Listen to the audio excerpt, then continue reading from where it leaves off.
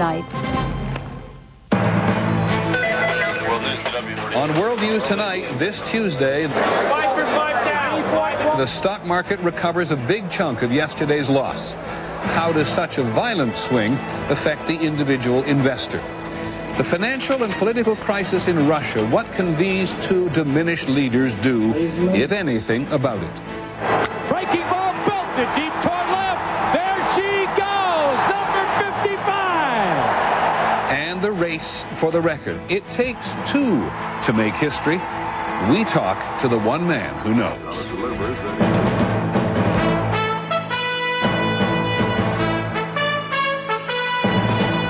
From ABC News World Headquarters in New York, this is World News Tonight with Peter Jennings.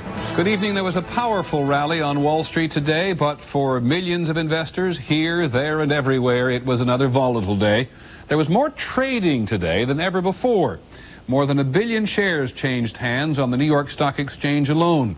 There is still enormous anxiety about yesterday's plunge and what it means. But look at the top line there today. That's today's story. The Dow Jones Industrial Average, which tracks many of the most familiar stocks, closed up 288 points, regaining more than half of yesterday's loss. On the NASDAQ market, where technology stocks took such a hammering yesterday, that market had a record gain of 75, almost 76 points, to close at 1575. There is a lot to learn about this. First, we go to the market itself and ABC's Betsy Stark. Blue chip stocks beaten down yesterday led the market higher today. Merrill just crushed 25,010. Bargain hunters snapped up quality names at much lower prices. Merck shot up more than 6.5. Pepsi rose nearly 5. AT&T almost 4. Badly bruised technology stocks also rebounded. Microsoft jumped more than 5. Dell climbed more than 8, and Intel was up more than 4. Still, these stocks are well below their recent highs, and doubts remain about where they're headed from here. For much of the day, the Dow lurched up and down, with investors undecided about the market's direction. They're going back and forth between greed and fear, and it literally changes on a minute-to-minute basis. The trillion-dollar question remains. Was today just a fleeting reprieve in an ongoing brutal decline? I don't think we've seen the bottom yet.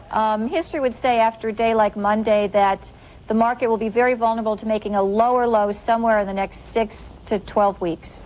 One test ahead, the next batch of corporate earnings. If global economic pressures push them down, investors may have another reason to sell. Today, more big banks warned of losses related to the collapse of Russia's economy. So while an up day is nice, this is still a skittish market susceptible to bad news, and Wall Street isn't sure what's next, Peter. Thanks very much, Betsy Stark. On Wall Street itself, there's no question we need to take a closer look, given how uncertain investors appear to be, and with an unprecedented number of people invested in the stock market now, 44% of American households, market corrections of this magnitude can be chilling to the individual investor. So how was today? Here's ABC's Morton Dean. Watching the stock market ticker was an American obsession today. In gyms, outside brokerage offices, in New York's Times Square. And many small investors, like those we found dining at Atlanta's Silver Skillet, said they had an appetite for bargains. Oh, yeah. Was he buying today? Yeah. The further investors were from retirement age, the more likely they were to see yesterday's plunge as today's opportunity. It's supposedly a buying opportunity now that things are low, and then that'll help boost. Maybe I'll retire a little earlier. Most brokers spent the day urging clients to hang in there. The worst thing you can do is to sell, so don't do any selling. The McQuids of San Francisco agreed, even though on paper yesterday, they lost more than $20,000. We feel that the economy is strong, and until I lose confidence, I think, in the economy and the stock market, I'll hang in there. Still, there are many small investors who are hedging their bets. Last Friday and yesterday, they pulled $3.6 billion out of mutual funds that invest in stocks and parked that money somewhere they considered safer. I had probably probably about 50 to 60% of my investments in the stock market prior up to 2 weeks ago, and I'm down to probably about 15% of it. For investors who had survived many ups and downs over the years, it was not the time to buy or sell, but to be philosophical. I'm not in panic. Let my heirs worry. Orton Dean, ABC News, New York. Couple of reminders: the stock market is not an infallible indicator of the overall state of the economy on a 1 or 2 day basis, and consumer confidence in the overall economy is not necessarily linked to how well the market does on days such as yesterday or today. However, what everyone is watching for are signs that gyrations in the market will prompt Americans to stop spending as freely as they have. Remember, 2/3 of the overall economy is generated by what American consumers spend. Here's ABC's Antonio Mora. It is the engine that drives the U.S. economy. Americans opening their pocketbooks to buy a car in Miami, a refrigerator in Chicago, or a new outfit in New York.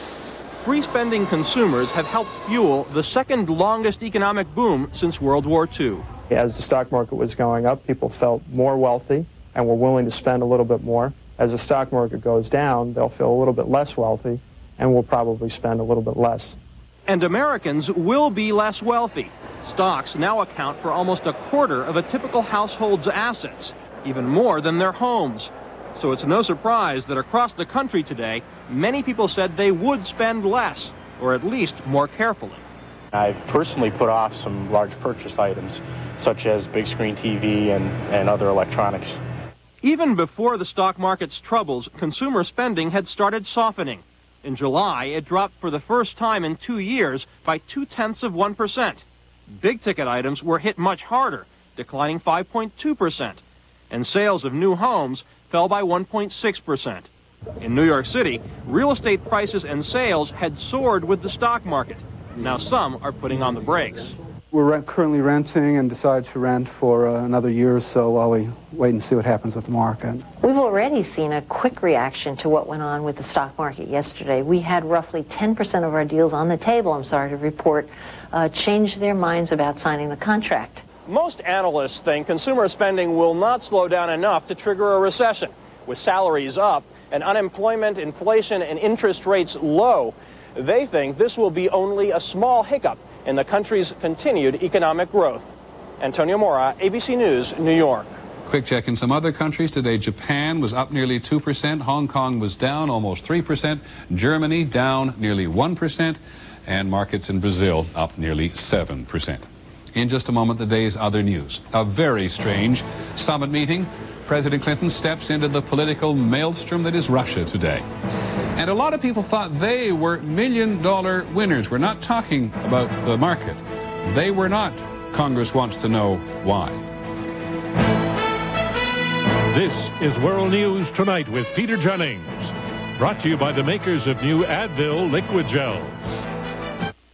Trains now go 300 miles an hour. Mail 3,000 miles a second. Athletes continually break records. So how come pain relief isn't faster? Introducing Advil liquid gels, the first and only pain reliever in a faster-acting liquid-filled capsule that's gentle on your stomach. On tough pain, Advil liquid gels are stronger and faster than extra-strength Tylenol. Headaches to muscle aches. New Advil liquid gels. Advanced medicine for pain. Just got faster. For gas that makes you feel bent out of shape, now the power of Gas X takes a new form. New extra-strength Gas X Liquid with the fastest, most powerful medicine to speed relief. Try new Gas X Liquid, the power to fight gas liquid fast. You can't control Mother Nature. Experts report that weather patterns are changing fast, making it harder for anyone to say, a flood can't happen to me. In fact, in the last few years, floods have hit all 50 states. Thousands of victims learned too late that homeowners insurance doesn't cover floods, but National Flood Insurance does. Even weather experts can't outsmart Mother Nature. So call your insurance agent, or for free information, call this number now. In Moscow today, President Clinton began his summit meeting with Boris Yeltsin. Mr. Clinton is in Russia at a time when there is no functioning government, when the acting prime minister has said nothing about his plan to help the country recover, and the country as a whole is in its most profound crisis since the fall of communism.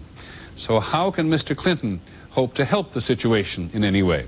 In Moscow for us, Sam Donaldson. Presidents Clinton and Yeltsin toasting the future at tonight's state dinner, which capped a day of public and private maneuvering over how much of a future Russia may have. From the moment they greeted each other with an effusive hug in the morning, it was clear that the main focus of their talks would be on whether Yeltsin would and could push through economic reforms. Mr. Clinton told a university audience reforms were absolutely necessary if Russia expected to get any more Western help. A nation must convince its own citizens and foreigners that they can safely invest. To get your fair share of investment, you have to play by the rules that everyone else has to play by. The rules, the president said, are belt-tightening reforms, such as resisting the temptation to print money to artificially inflate the economy, and enforcing tax collections, particularly on wealthy speculators. But even as Yeltsin pledged to follow the path of reform, his ability to do so was further threatened. Gennady Zyuganov, the communist leader of the Duma, hardened his party's opposition to ever confirming Viktor Chernomyrdin, Yeltsin's prime minister designate. And other Duma members chimed in. We do not believe that he is the person that can sort out this mess. Alexei Arbatov, a non-communist Duma member, says Yeltsin must compromise. So you say the compromise is to throw Mr. Chernomyrdin over the side? Right. I think President Yeltsin should suggest another candidate. But if Chernomyrdin is eventually turned down for good, Yeltsin doesn't have to nominate another candidate. He could dissolve parliament and hold new elections, something he's hinted at. Although he told President Clinton today that some tactical adjustments in the direction of state control might be necessary. All of which produced this unusually blunt assessment of the political struggle from U.S. Deputy Secretary of State Strobe Talbot. The state of play, of course, is dynamic and it's uncertain, and it is not over, to put it mildly. But until this political struggle, which is really over Russia's future direction, not just the fate of one nominee, is settled, nothing can be done about the economic crisis, which grows worse daily. President Clinton has talked the talk here, Peter, but when his meetings are over tomorrow, he probably will have made no real impact on the way this drama plays out. Thanks very much, Sam Donaldson in Moscow. Political news of the Clinton administration. Another person who's worked very closely with Mr. Clinton may soon be looking at an independent counsel. Former Deputy White House Chief of Staff Harold Ickes is the man in question. Attorney General Janet Reno has begun a 90-day preliminary investigation into whether Mr. Ickes lied to a Senate committee which was looking at campaign finance violations. In just a moment, we're going to look at the sweepstakes. So you thought you might have been a millionaire. Think again. Do you have a love-hate relationship with dairy food? I love you. You love to eat it, I miss you. but hate the number it does on your stomach? The cream. Discover Lactate Ultra. It's not a medicine. It's a natural food supplement that makes dairy easy to Come digest. to mama. Take it with your first bite, and it'll help you avoid stomach discomfort before it starts, so you can enjoy every little bit of dairy. Lactate Ultra. Put dairy back in your life. For a free sample, call 1-888-ULTRA now.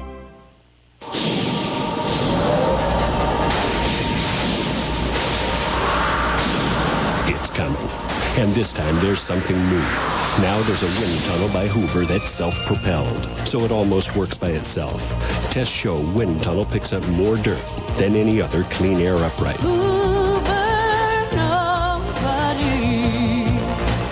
And now you can get one that's self-propelled. Self-propelled wind tunnel. Save some hot water. Too late! Honey, turn up the heat. It is up. Please let it be him. Let it be him. Please let it be him. The gas-fueled complete heat system from Lennox. It's him. Virtually unlimited hot water and comfortable home heating in one unit. And it runs on economical natural gas, so it's super efficient. Yes! The Lennox Complete Heat System. Not just heat, complete heat. Clean natural gas. Think what you'll save. At Uniroyal, in order to make a point about our new NailGuard tires, we added a few to our test track. NailGuard tires, designed to seal 90% of tread punctures, instantly and permanently. Only from Uniroyal. If you can do this, you can make wood beautiful with Minwax.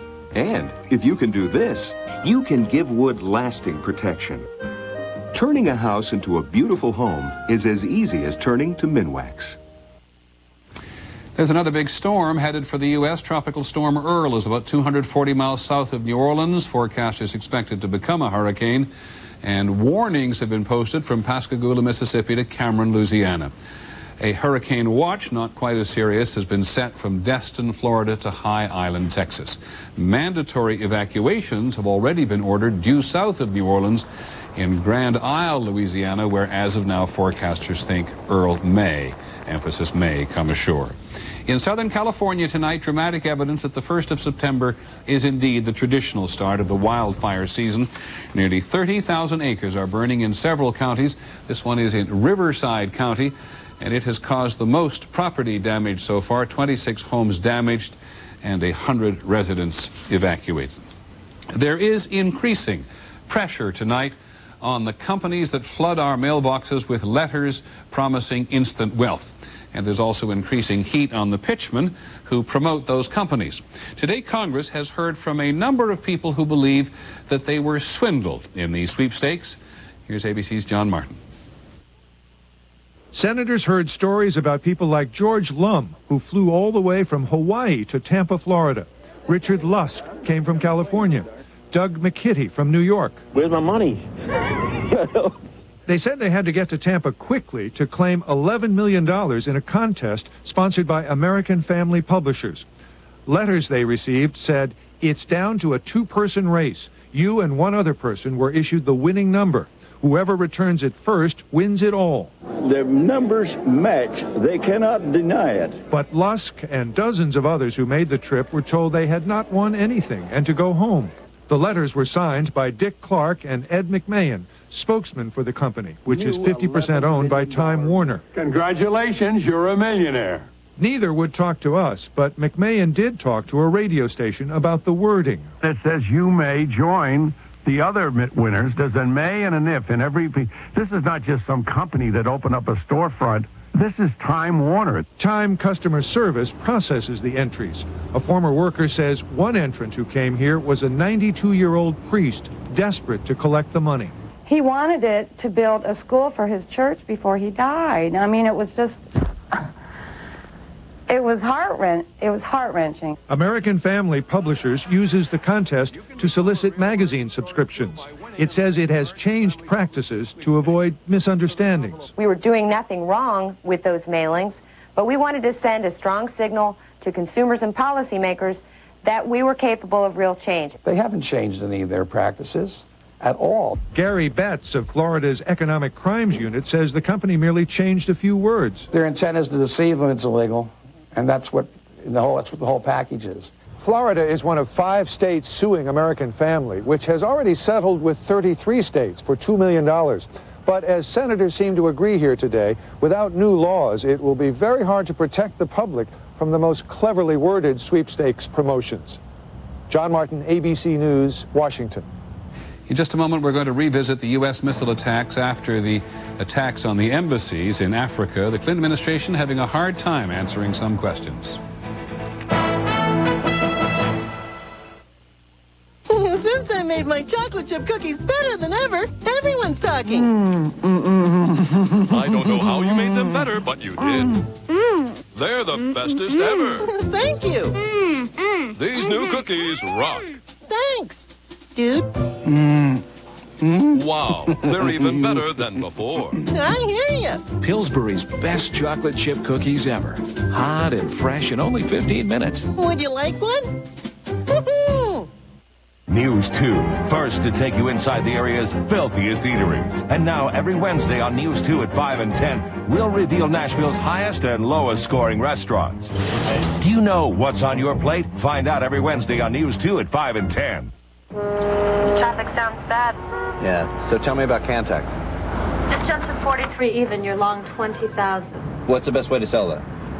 Checking the quote. There's a huge size on the bid, no need to break it up. You can move it as a block. Good, sell it at market, okay? Placing an order, moving 20,000. Moving nowhere in Santa Monica. Confirmed 20,000 sold at market. Can you give me the peonies? 1 minute Maalox. In hospitals, speed counts. Fast-acting medicines, doctors rely on them. So when patients get heartburn, they get 1 minute Maalox, not Pepcid AC. Maalox goes to work on stomach acid in 1 minute. Pepcid AC could take over 45 minutes to affect acid. 1 minute Maalox. Hospitals count on it. Shouldn't you? The #1 choice for hospitals. It's not Pepcid AC. It's 1 minute Maalox. Chevrolet would like to bring you this special announcement. New Chevy cars and trucks are heading your way. Right now, your local Chevy dealer is offering great deals. During the 98 Chevy model year clearance, get great deals on the cars more Americans trust. Chevrolet. Plus, until September 14th, these deals just got better. Now get $2,000 cash back or 0.9 financing on Camaro. Choose $1,250 back or 0.9 financing on Malibu. So finish what you're doing, then get to the Chevy model year clearance, because these great summer deals just got hotter. There are questions again today about the U.S. justification for striking a pharmaceutical plant in the Sudan after those attacks on American embassies in Africa. As we've already reported, since the plant was hit by missiles 2 weeks ago, there has been evidence that it may not, as claimed, be a facility used to make chemical weapons. Tonight, ABC's John Miller has more. Military and intelligence sources say the Sudanese chemical plant was added to the target list less than 24 hours before the missile strike. Sources say the administration wanted a target in addition to bin Laden's camps in Afghanistan to show the U.S. was moving on what they called bin Laden's worldwide network of operations. That's just the wrong way to do it. James Woolsey, a former CIA director, said the president may have approved the targets in a hurry on the basis of too little advice. This should not be the kind of decision that is made only with 3 or 4 people around you of cabinet level who don't know an IMTA sample from their left foot. In defending the target choice, intelligence sources and officials have been very busy working the telephones to reporters and members of Congress. They provided an unusual amount of what would normally be highly classified information. Information like the CIA had informants who passed lie detector tests and provided soil samples showing EMTA, a nerve gas precursor, was present outside the factory. But since the attacks, the U.S. has had to back off from conclusive statements that were made on the day of the missile strike. Statements like the factory did not produce medicine. It now appears it did. That it produced a precursor of nerve gas. Officials now say they believe that, but they can't prove that. That the factory was financed by Osama bin Laden. Now officials say they believe there are indirect links to bin Laden. This afternoon, the CIA director and defense secretary gave an unclassified briefing to senators. But tomorrow, the Senate Select Committee on Intelligence closes the doors and asks the tough questions. John Miller, ABC News, New York. When we come back, the picture, who is part of history, the other side of the story.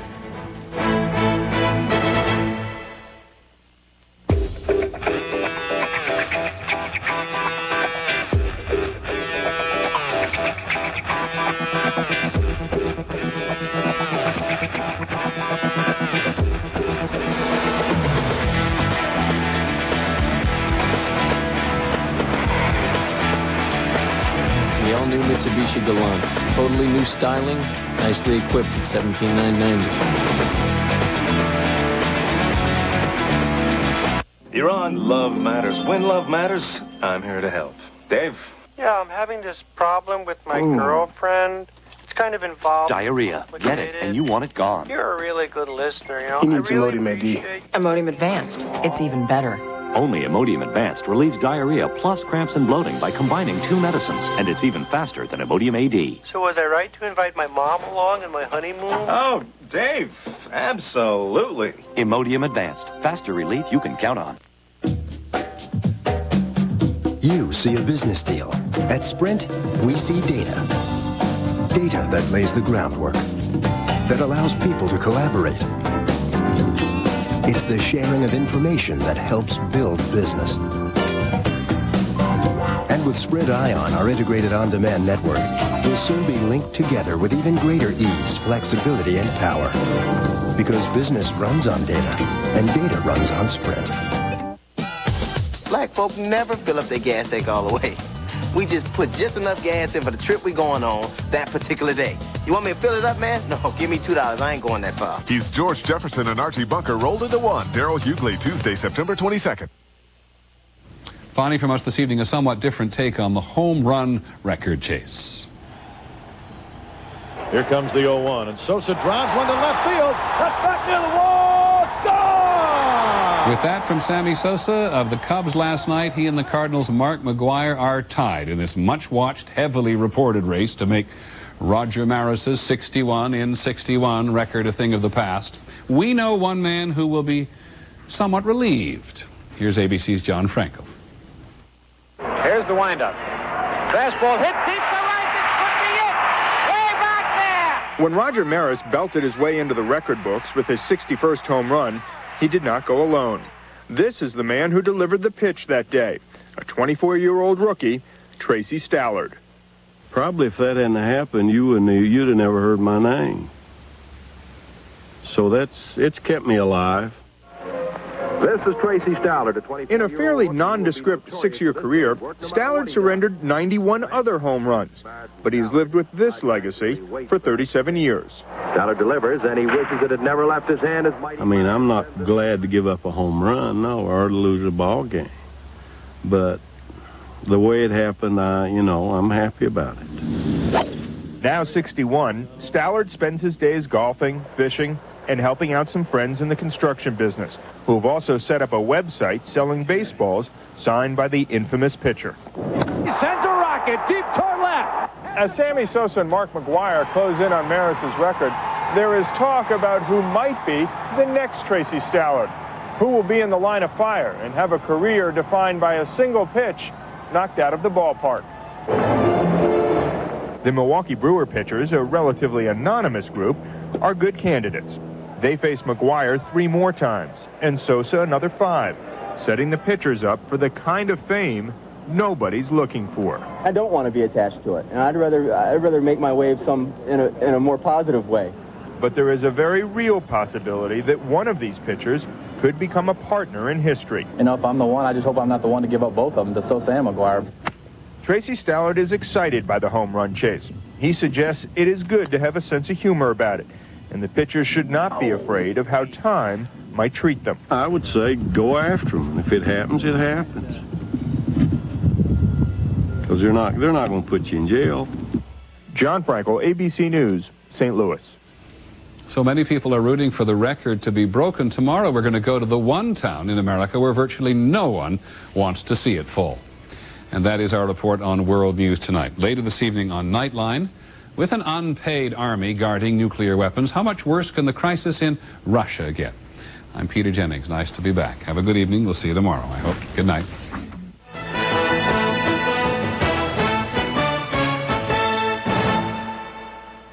Tomorrow, will this be the last summer break your kids will get? It's the latest rage in education, but will it make them smarter? Watch ABC's World News Tonight with Peter Jennings. This has been a presentation of ABC News. More Americans get their news from ABC News than from any other source.